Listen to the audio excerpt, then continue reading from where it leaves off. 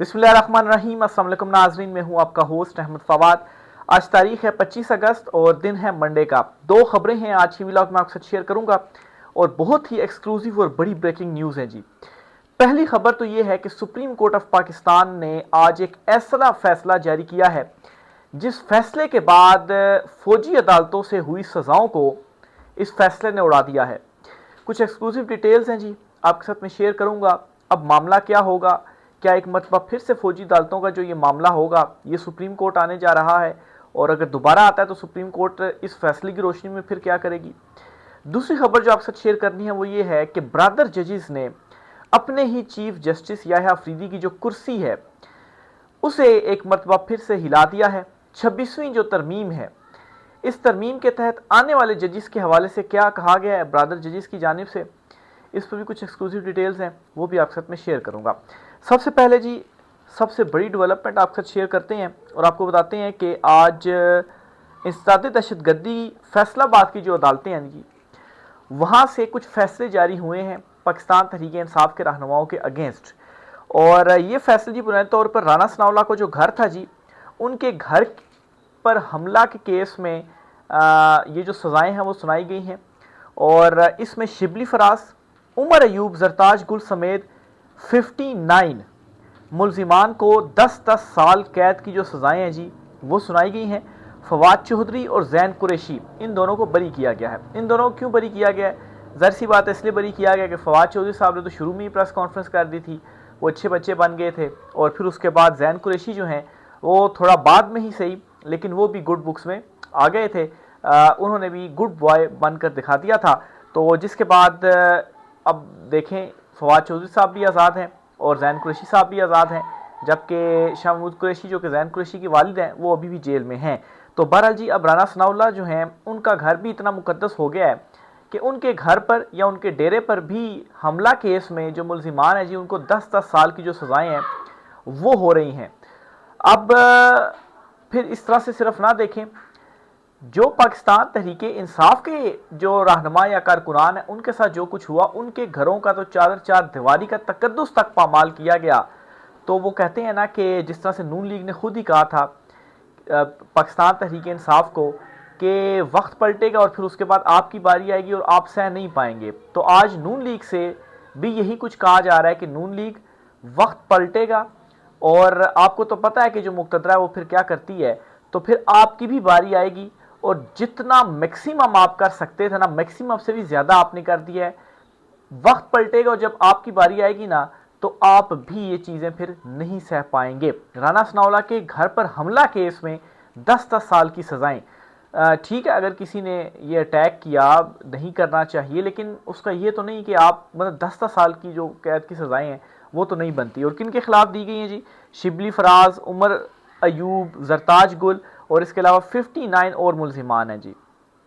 शेख रशीद साहब का भी रद्द-ए-अमल सामने आया क्योंकि उनके जो भांजे हैं शेख राशिद शफीक, उनको भी 10 साल की जो सज़ा है वो कैद की सुनाई गई है।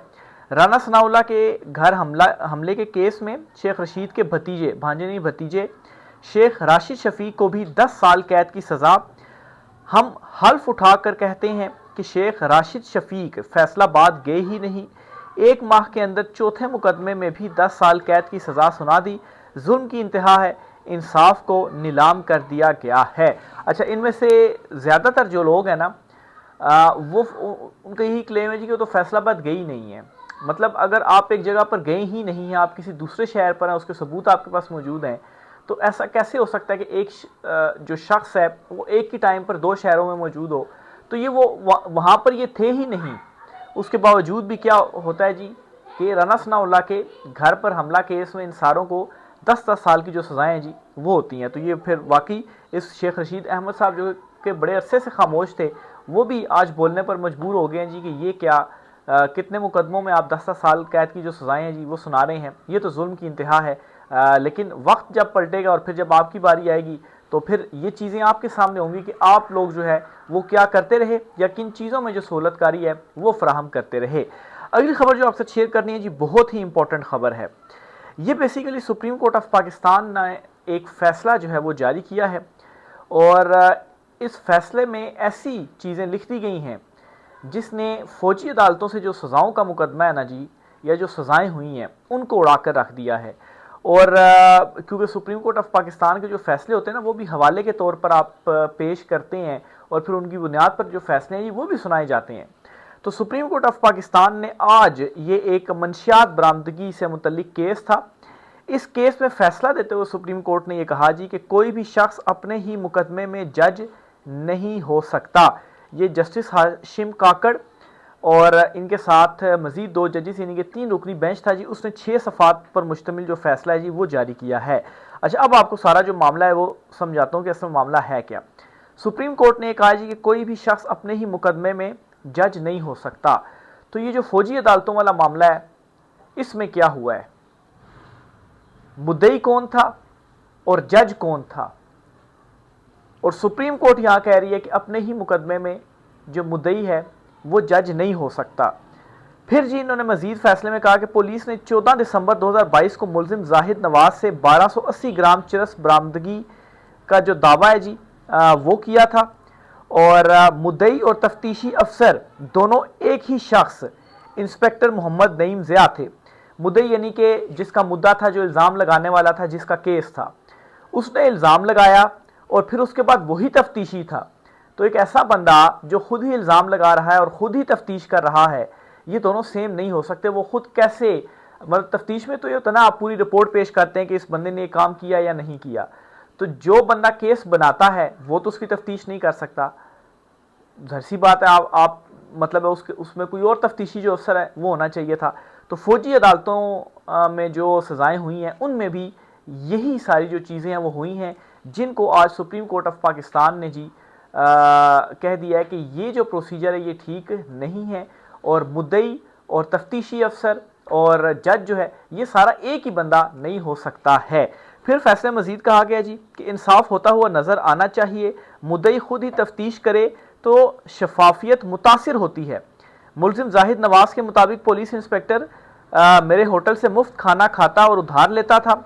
मुलजिम के मुताबिक जब पैसे मांगे तो पुलिस इंस्पेक्टर ने दुश्मनी में झूठा मुकदमा बना दिया। मुलजिम जाहिद नवाज ने शुरू से ही तफ्तीश को जो है वो तासुबज़दा करार दिया। और फिर उसके बाद आज सुप्रीम कोर्ट ऑफ पाकिस्तान ने यह फैसला सुनाते हुए मुलजिम को इस केस से बरी जो है वो कर दिया है। फिर मजीद ये सुप्रीम कोर्ट ने कहा जी कि मुद्दई का खुद ही तफ्तीशी बन जाना इंसाफ के बुनियादी असूलों के खिलाफ है। तो यही काम वहाँ पर भी हुआ जहाँ से सुप्रीम कोर्ट ऑफ पाकिस्तान ने खैर इजाज़त दी है। ये भी आपको बताता चलो, फौजी अदालतों में ट्रायल का वो जो फैसला था वो किसने इजाज़त दी थी, वो सुप्रीम कोर्ट का ही फैसला था, सुप्रीम कोर्ट ने दी। और अब भी ये सुप्रीम कोर्ट का ही जो फैसला है वो सामने आया है। अच्छा, इस्तगासा नमूने और बाकी माल की महफूज तहवील भी साबित ना कर सका। 64 ग्राम नमूना 15 दिन की ताखीर में, बाकी 1216 ग्राम चर्स भी 12 दिन बाद माल खाने में जमा कराई गई। तो अगर आपने पकड़ी थी तो इतने दिन बाद जाकर आपने क्यों जमा करवाई, आप उसी टाइम जो है वो जमा करवा सकते थे। अच्छा जी, फिर पुलिस एहलकार अपनी ज़ात में गवाह हो सकते हैं मगर आज़ाद गवाही के बगैर नाइंसाफ़ी का ख़तरा बढ़ जाता है। इंसाफ का तकाजा है कि मुद्दई और तफ्तीशी अलग अलग हों।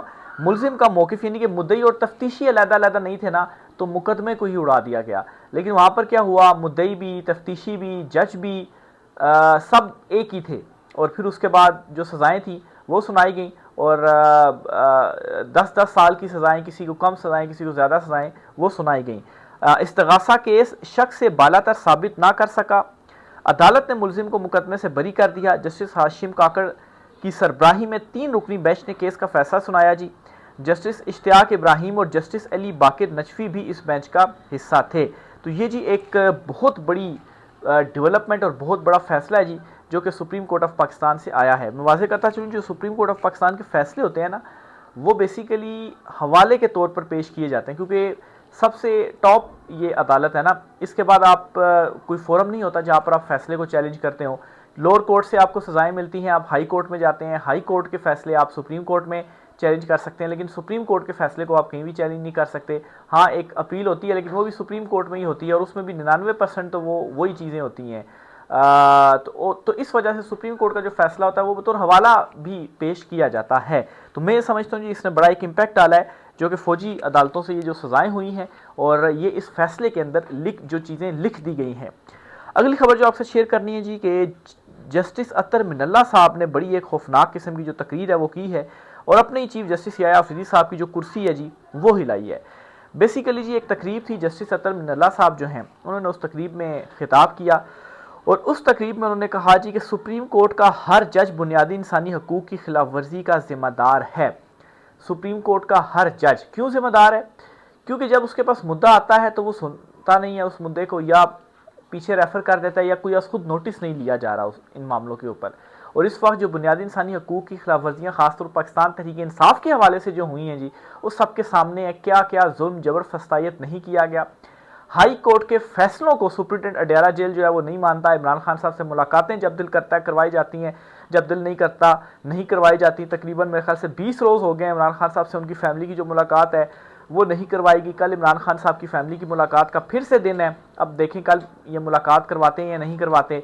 दूसरी तरफ अलीमा खान साहिबा को भी इंगेज कर दिया जी, उनके जो बेटे हैं दोनों को गिरफ्तार करके एक का 8 रोज़ा और एक का 5 रोज़ा जो जिस्मानी रिमांड है वो दे दिया गया है। हालांकि जो शाहरेज हैं जी उनके हवाले से तो क्लियर सबूत तस्वीरें मौजूद हैं कि वो तो लाहौर में थे ही नहीं, वो तो चित्राल में थे जो कि कोई 750 किलोमीटर का फासला वहाँ से बनता है जी, या जीबी में थे। वो तस्वीरें मौजूद हैं उनकी, वहाँ पर उनके दोस्तों के साथ तस्वीरें मौजूद हैं। तो कैसे आप उनको अरेस्ट करके तो केस में जो है वो डाल सकते हैं और फिर उसके बाद उन्हीं का ही जिस्मानी रिमांड मंजूर भी कर लिया जाता है। लेकिन खैर अभी आगाज़ में जो मैंने आपके साथ खबर शेयर की जिसमें पाकिस्तान तहरीक इंसाफ के उन रहनुमाओं को भी 10-10 साल की सज़ाएँ ये फैसलाबाद राना सनाउल्लाह के घर हमला केस में हुई हैं जो वहाँ पर मौजूद ही नहीं थे, तो उनको कैसे जो है वो अगर उनको हो सकती हैं तो फिर मतलब है कि कानून तो फिर कोई भी नहीं है ना। इस वक्त तो आप के मुल्क में ना कानून है ना अदालतें हैं, 26वीं तरमीम के बाद वैसे ही सब कुछ कंट्रोल है। तो बहरहाल जी इसका जिम्मेदार जजिस को करार दिया है जस्टिस अतर मिनल्ला साहब ने। खैर अतर मिनल्ला साहब खुद भी जज हैं और मैं समझता हूँ कि सिलसिले का जो आगाज़ है वो तब से हुआ जब 90 दिन में फैसला सुप्रीम कोर्ट ऑफ पाकिस्तान ने दिया था ना, तो उस फैसले पर इम्प्लीमेंट नहीं किया इलेक्शन कमीशन ऑफ पाकिस्तान ने। और उस वक्त के चीफ जस्टिस उमर अता बंदयाल साहब जो थे उनके साथ यही जस्टिस अतर मिनल्ला थे और यही जस्टिस मसूल शाह थे जो कि खड़े नहीं हुए थे। और फिर उसके बाद मुसलसल बेतौकीरी का सिलसिला शुरू हुआ सुप्रीम कोर्ट के फैसलों और फिर सुप्रीम कोर्ट के कई जो फैसले थे वो नहीं माने गए। इवन के जस्टिस मंसूर अली शाह और जस्टिस अतर मिनल्ला ने ही फैसला दिया था कि मखसूस नशिस्तें मिलनी चाहिए पीटीआई को। उस फैसले पर तकरीबन 1 साल के करीब वक्त गुजरा या 1 साल से थोड़ा सा कम, लेकिन इलेक्शन कमीशन ने उस फैसले के ऊपर इम्प्लीमेंट नहीं किया और फिर उसके बाद जाकर सुप्रीम कोर्ट का उस फैसले को तब्दील किया गया। तो उसके ऊपर बड़ी जल्दी इलेक्शन कमीशन ने जो इम्प्लीमेंट है वो भी कर दिया। तो असल में जो आगाज़ था जस्टिस अतर मिनल्ला साहब वो वहाँ से हुआ था। लेकिन खैर फिर भी ये कुछ जजेस हैं जिनको आज़ाद ख्याल किया जाता है जी, और ये इस सिस्टम के अगेंस्ट और मतलब जो गुफ्तगू है जो बात है जी वो करते हैं। तो उन्होंने एक तो ये कहा और दूसरा उन्होंने कहा जी कि आज़ाद जजेस और अदलिया की ज़रूरत है। तो उन्होंने जी पूरी एक चार्जशीट कर दी है चीफ जस्टिस याया अफरीदी साहब पर कि इस वक्त हमें आज़ाद जजेस की और आज़ाद अदलिया की ज़रूरत है, यानी कि इस वक्त अदलिया जो है वो आज़ाद नहीं है। ये कौन कह रहा है? ये खुद सुप्रीम कोर्ट ऑफ पाकिस्तान का एक जज कह रहा है, जस्टिस अतर मिनल्ला साहब कह रहे हैं, और ये इस्लामाबाद हाई कोर्ट के चीफ जस्टिस रहे हैं। और इनके हवाले से ये कहा जाता है जी कि इनको फिर ज़रा ज़बरदस्ती ले जाया गया सुप्रीम कोर्ट ऑफ पाकिस्तान, क्योंकि चीफ जस्टिस किसी और जज को लगाना था, जस्टिस आमिर फारूक साहब को लगाना था, ताकि वहाँ पर जो है वो जिस तरीके से इस्लामाबाद हाई कोर्ट में जस्टिस अतर मिनल्ला साहब फैसले देते थे या दीगर जजेस उनके साथ खड़े हुए थे, तो वहाँ पर भी कंट्रोल जो है वो हासिल करना था। तो उनको फिर इसलिए यहाँ पर लाया गया और फिर उसके बाद जो है वो वहाँ पर चीफ जस्टिस आमिर फारूक साहब को बनाया गया। और चीफ जस्टिस आमिर फारूक साहब जब सुप्रीम कोर्ट ऑफ पाकिस्तान लाए गए तो वहाँ पर क्या हुआ कि लाहौर हाई कोर्ट के 16वें या 14वें नंबर के जो जज थे जस्टिस सरफराज डोगर, उनको लाया गया और उसके बाद उन्हें चीफ जस्टिस जो है इस्लामाबाद हाई कोर्ट का बनाया गया। तो बहरहाल जी जजिस आज़ाद नहीं हैं, कुछ जजिस आज़ाद हैं जी वो जिन्होंने लेटर लिखे और जो आज़ादाना फैसले कर रहे हैं, और आज़ाद अदलिया की इस वक्त ज़रूरत है जी। ये जस्टिस अतर मिनल्ला साहब ने अंदर से जो आवाज़ है वो उठाई है। बहरहाल इमरान खान साहब की ज़मानत के बाद अदलिया के अंदर से इस तरह की जो आवाज़ें हैं वो उठना शुरू हो चुकी हैं, फैसले भी आ रहे हैं और जजिस बोलना भी शुरू हो गए हैं।